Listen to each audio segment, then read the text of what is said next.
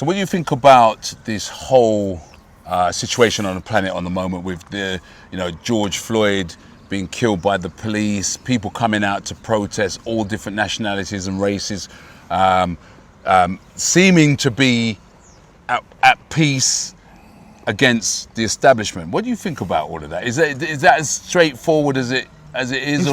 It's not as straightforward as that, because a lot of people don't know Black Lives Matters is started by a guy called George Soros, whose agenda is to destroy black people. His agenda is to dismantle blacks and to undermine black culture and to divide us. He's the guy who started Black Lives Matter. Do you know what I mean? So his agenda, an overall agenda. The overall agenda is to divide us, and to divide us, to destroy the black community, to bring us down. That's George Soros' agenda. Do you know what I'm saying? But he's fronting Black Lives Matter. So I've heard so many different things about that movement. It's like some people are saying that, if you go on the website, and I encourage anyone listening to this to go on the website and read for themselves, because you can get the ethos about what that organisation is about. But there's so many different stories about the content on that website. Somebody told me the other day there's not even the sight of the black man on the website, and that was always worrying. So I encourage everyone to sort of check it out themselves. The agenda, what we're fighting for, is a certified. We got reasons. We got fucking issues why we're fighting. But when you got these billionaire guys with their own agenda playing us like puppets, do you know what I mean? It's worrying, because it takes it into a whole different. What's Mr. Soros like? What's your real agenda here? Like, What do you think his real agenda is? Break that down to me. What do you think his real agenda is, or that the organisation's real agenda? I really hope it's to uplift the black man. I really hope it is that, but I think that there's something darker behind it. Do you know what I'm saying? We got like protesters. We've got protests going on, and suddenly bricks turn up. Organised bricks and stuff. How did the bricks end up in? Where did the bricks come from? Yeah, do you know what I'm saying? Like, no one's answered that yet. No one's answered that yet. Do you know what I'm saying? No one's answered that yet. No one's answered that yet, and there are other issues. What about these people going around breaking windows and damaging buildings, spraying on buildings? Police officers doing it themselves. Yeah, I saw a video the other day of police smashing up their own car, smashing up their own windscreen. Then you got this other group called Antifa. Yeah. Antifa. Yeah. They mingling in with the crowds, causing trouble. Yeah. And black people, we get the blame. If you look at the statue that came down the other day in Bristol, not one black man. When you see them rolling into the water, a picture of a black man is actually standing back, wasn't it? Yeah. When you see it getting rolled into the water, it's all white people. But yeah, I mean. But then they just add that to the whole. Yeah, which is cool, because that forget bond. Yeah, that had to come down. Yeah, but don't put everything on the black man. It's not just us. Yeah, we are joined by allies who are fighting with us. Our white brothers. Yeah. You know what I mean? Yeah. Because I got white friends that are like my brothers, and I will not ever disown them, or never. I don't give a fuck what no one says. Do you know what I'm saying? So when you got people like George Soros with an open agenda, we just don't know what it is. Something else. You understand what I'm saying? People need to research them things, because before you paint a placard, and this is always my philosophy, before you paint a placard and display it, know what because you're defending. That's like you're defending something. You have to know what you're defending. Yeah. So what about just Saturday gone? They had in London there. They had the far right came down to defend the statues. What do you think about all that? The far right came down to defend Winston Churchill's statue because their grandfathers died for this country, who fought against the Nazis. But then they came down doing Nazi signs. It's food for thought, isn't it?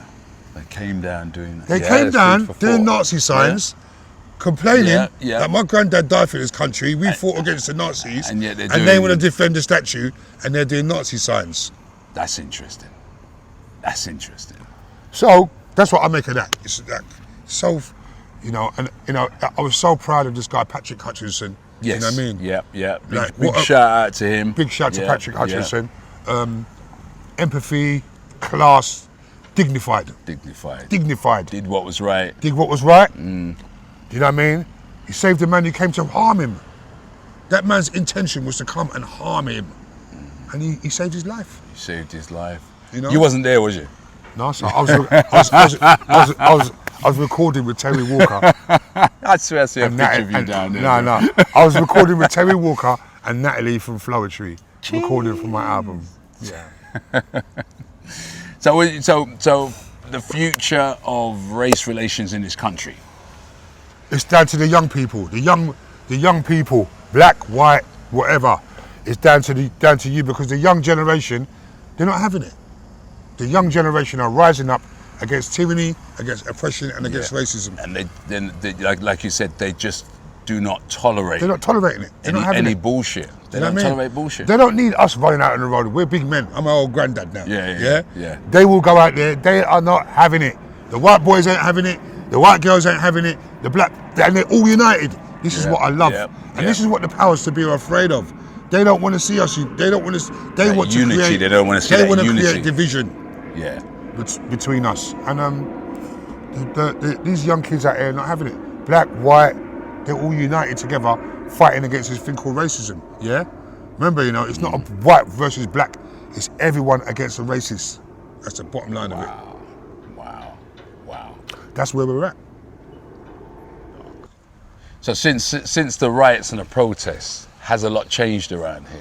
Nah, it's still the same, which I'm happy about, because you got people of all colours and all nationalities that come to Brixton. Brixton is one of the most vibrant places in London. You understand what I'm saying?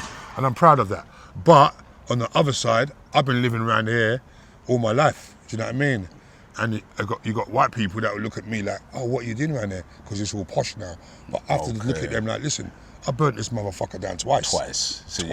Yeah. So you deserve to be here. I live around here. I live and I'm in. So because this is quite symbolic, because we're in the middle of these two postcodes, and there's a building right in the middle that you were telling me about earlier, which is quite symbolic in Brixton. Yeah. That building across the road, that house there, is where Cherry Gross was killed by the police in 1981. The police came there looking for her son Michael, and there was an altercation, and she lost her life, and that resulted in the first riots in Brixton. Yeah, I remember that. Yeah, you know what I mean? Yeah. So that building, there's a plaque over there. We'll show it to you in a minute. Do you know what I'm saying? And it's quite symbolic, because we're back here again, aren't we? Yeah, we're right back. The world just erupted over another killing by the police. And here we are again. So not much has changed, in my opinion. We rioted then. I got a friend, Patrick Jarrett and Floyd Jarrett. Oh yeah. I know. Good friends of mine. The police, as everyone knows, the police killed their mum. Do you know what I mean? And that started the Tottenham riots. They're good friends of mine, almost like family. Do you know what I mean? So, it's nothing's changed. Nothing's changed. So what about moving forward? What about evolving from this lockdown? What's your views on that? Are we through it now? Because just walking through Brixton there now, it just seemed like everybody was out, right? Everyone's out. Man. Everybody's out. Yeah. Basically, we've had mixed messages from the government. Nothing's been clear. We've got this guy Dominic Cummings is like, one rule for us, one rule for you. Yeah. Like, he's drove 30 miles because he went to test his eyes. Yeah. We all know that story, innit? It's that we can't do it, but somehow it's okay. And everyone's just confused. I believe that there will be another spike of the virus. Do you know what I mean? To what extent, I don't know. Yeah. To what extent, I don't know. I honestly don't know what to believe with these people anymore, because the lies are just...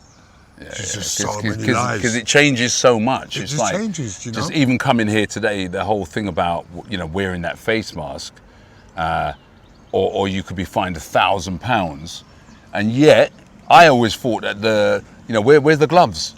Yeah. Where are the gloves? So the gloves are cool now. So touching's is okay. And plus as well, they say that there's no actual evidence that the masks work, but they're just they say if you're in close proximity with people, it's better to wear it, which I'm entitled to agree with. Yeah. But you just don't know what's true with these You just don't guys. know where You just don't know. we don't know where we stand. No, we don't anymore. And this is the power that they have over us.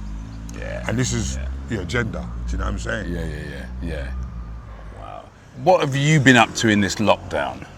What was this lockdown meant for you? Because you're a DJ, you're a legendary DJ. Lockdown, I've just been working on my album. Do you know what I mean?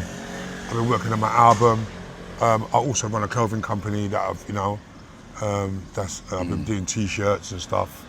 And I got an autobiography out that's been selling loads through lockdown. Do you know what I mean? So I've been okay. Do you know what I'm saying? It's been tough because I lost one of my cousins to the virus, which is really tough. Do you know what I mean? Her birthday was on her funeral was on my birthday, so that was quite tough. Do you know what I mean? But chin up. We go again. You know what I'm saying? We go again. Yeah. You know what I'm saying?